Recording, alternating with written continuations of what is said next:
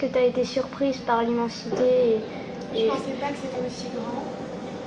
Et je pensais pas non plus que le site était écrit de cette manière. En fait, j'arrivais pas à m'imaginer. J'ai été aussi bien surprise par la conception du site d'Auschwitz que celui de Birkenau. Et surtout à Birkenau, ça me donnait une impression, c'était une atmosphère assez glauque, sombre, on était seuls.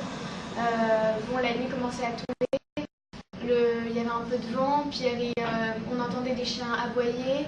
C'était une impression que j'ai trouvée vraiment très bizarre. J'ai été surprise par l'immensité parce qu'il n'y a aucun film, aucune image, aucune photo qui a pu rendre compte de cette immensité, de cette... c'est vraiment... là, on prend conscience de l'ampleur du génocide et de l'ampleur de l'organisation nazie. Je pensais vraiment pas que c'était aussi grand, quoi. Et là, ça m'a permis de voir vraiment ce qu'on ne pouvait pas me montrer autrement. Et puis de voir des baraques en reconstruction, notamment quand on est rentré dans la première, où elle nous expliquait qu'ils étaient entassés les uns sur les autres. Et comme on avait vu le film l'an dernier, Être sans destin, j'avais des images de ce film qui revenaient. Et tout d'un coup, là, j'étais peut-être plus saisie émotionnellement sur Birkenau que sur Auschwitz. Qu'est-ce que tu as retenu de la visite? Est-ce que tu as retenu des informations ou de la guide, ou est-ce que tu avais l'impression de pas réfléchir, d'avancer, de suivre le groupe sans vraiment... J'ai quand même eu le sentiment d'apprendre des choses, des précisions, d'avoir des précisions sur la vie dans le camp. Par exemple, notre arrivée aux latrines, le fait qu'elle ait insisté sur le manque d'intimité des détenus, de voir tous ces trous à 2 mm les uns des autres, là c'était vraiment dur, et ça, cette information, elle m'a donné quelque chose en plus.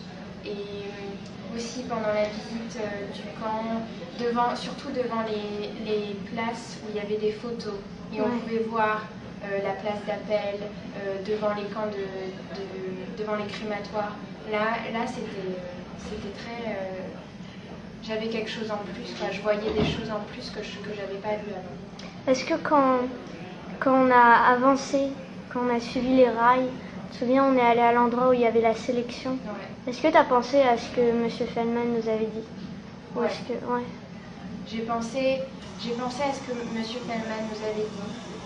J'ai pensé à d'autres témoignages que j'avais entendus au mémorial de la Shoah, dans les DVD de la mairie de Paris. J'ai repensé à tous ces gens et à ce que ça avait pu être d'être là.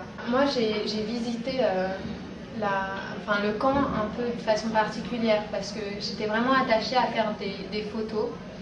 Et mon objectif vraiment, c'était d'essayer de capter l'émotion des gens sur le site.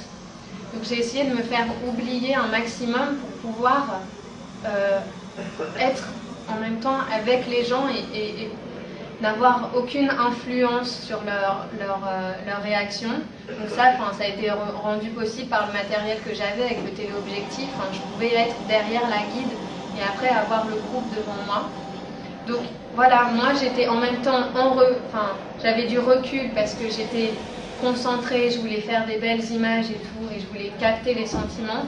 Et en même temps, j'étais au cœur des choses parce que j'avais l'impression d'être vraiment avec les gens du groupe. Et donc voilà, là c'est une dimension particulière. Et je m'en suis rendu compte quand on a fait la minute de recueillement là au bord du lac. Il y a vraiment quelque chose qui m'a surpris et je ne sais pas si vous en êtes rendu compte.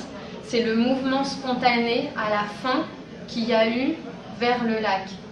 Et ça, j'ai trouvé ça vraiment magnifique. Ça veut dire que nous, des jeunes générations, on revient sur les lieux et on est touché au plus profond de nous-mêmes, et il y a un mouvement de recueillement comme ça qui est spontané, qui n'est pas du tout dicté, et je trouvais ça vraiment, c'était un message d'espoir vraiment fort. Je rappelle pour commencer qu'on est, même si ce site n'a pas le statut de cimetière, et fort heureusement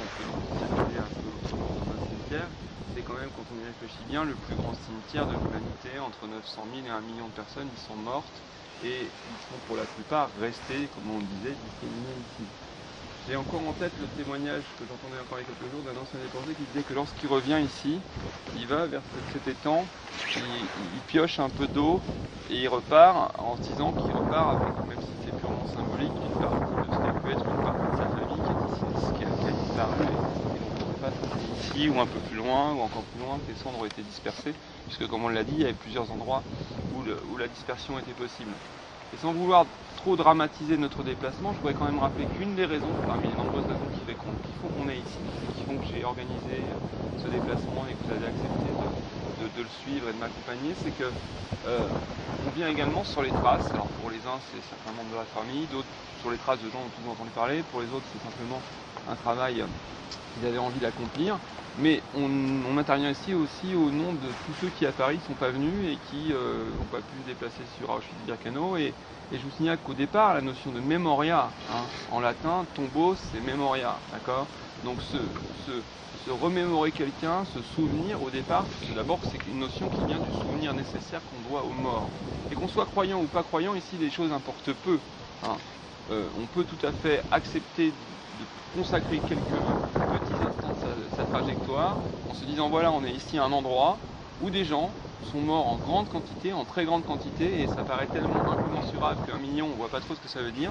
Maintenant, si on a en tête les photos qu'on a vues ce matin, qu'on verra tout à l'heure, ou les trajectoires, où on en parlait, la trajectoire individuelle d'une personne qu'on arrive à avoir en tête, et c'est pour ça que d'avoir les noms et les âges de ces jeunes gens qui sont partis de France et qui sont morts ici, mais on peut penser à tous les autres, c'était important.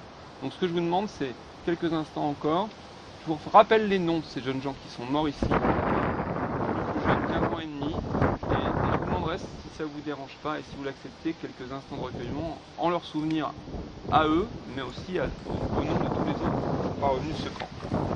Donc Jacques Tadliski, qui avait 17 ans lorsqu'il a été arrêté, au mois d'août 1942, qui est arrivé par le convoi numéro 15, un des tout premiers convois. Jacques Reynard, qui avait 18 ans, et qui est arrivé en septembre 1942 et qui a dû, comme Tadliski, être exécuté juste après son arrivée. Jules Aron, qui avait également 18 ans, qui a été déporté par le convoi numéro 38 du mois de septembre, du 28 septembre, quelques jours après celui de Reynard. Vous voyez, 3 convois en 3 jours, quasiment, ou en 5 jours.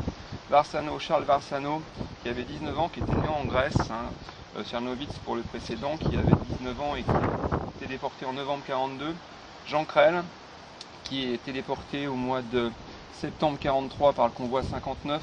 Jean Navarro, même convoi, qui avait 18 ans au moment de sa déportation et qui était lui aussi scolarisé à Condorcet. Étienne Française, dont on a déjà parlé, qui lui est mort, qui travaillait à Buna Monowitz et dont on sait qu'il a été transféré en avril 1944 sur le camp pour y être gazé, est mort à un peu plus d'une vingtaine d'années, enfin même pas à 18 ans puisqu'il a été déporté à 16 ans et demi au moment de sa déportation, il est mort 3 ans après. Jacques Henny, qui a été déporté à 18 ans et qui lui avait une trajectoire incroyable, qui était né en Palestine et qui est venu en France pour y faire ses études, quand on connaît le mouvement inverse que suivent à ce moment-là de nombreux juifs du monde entier. Lui il revient en France et l'ironie du sort veut qu'il finisse ses jours dans ce lieu.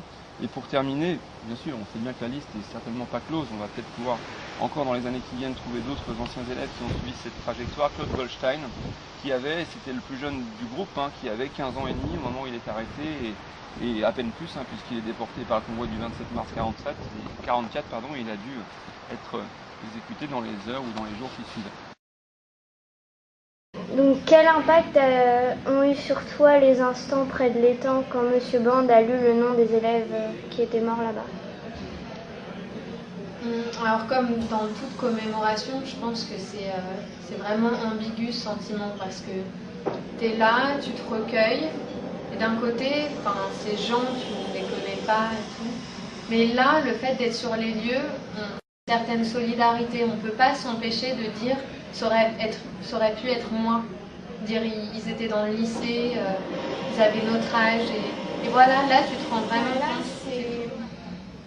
C'est le fait que ce soit peut-être des gens qui étaient dans notre lycée, qui avaient notre âge et qu'on ait des noms, aussi le fait qu'il y ait des noms et pas que des inconnus sur ces millions de personnes qui ont été tuées. Je sais pas, ça avait le besoin de, je sais pas, enfin, penser à eux, c'était bizarre, c'était étrange. Je peux pas vraiment, j'arrive pas vraiment à te dire ce que j'ai pu ressentir. Ça m'a sorti du choc. Et là, j'ai pu ressentir des choses, ressentir la peine. J'étais très triste. J'ai commencé un peu à pleurer. Donc c'est là où ça m'a vraiment sorti du choc. Et c'est-à-dire qu'on avait plein d'informations qui venaient. On avait des images, on regardait. Et là, ça a été une pause où on s'est recueillis pour les gens qui avaient été là. Et ça nous a un peu remis dans le sentiment. Alors qu'avant, on était moins là-dedans, on était plus dans la constatation. Donc ça a été important, très important de faire ça. Est-ce que tu as trouvé la visite de Birkenau longue, dans le sens où le temps, on avait l'impression que ça s'écoulait pas, que c'était éternel et que, tu vois? Ouais. Ou est-ce que tu as fini par t'habituer au choc? Ou est-ce qu'à chaque fois c'était un coup en plus Je sais pas si je m'étais habituée au choc, c'était pas à chaque fois un coup en plus. C'était juste, je suivais l'itinéraire des gens, des morts. Je les suivais. Je les suivais et donc je peux pas dire que je m'habituais, mais c'était nouveau et à chaque fois je découvrais une horreur en plus, un poids en plus. Ça a plus été comme ça, vécu comme ça. Mais le temps pour moi il était arrêté. Ouais. Vraiment. J'avais physiquement j'avais mal au dos parce qu'on avait beaucoup marché, mais donc je comprenais que le temps s'écoulait et que ça faisait pas mal de temps qu'on était sur ce site, mais sinon non, le temps pour moi il était complètement arrêté.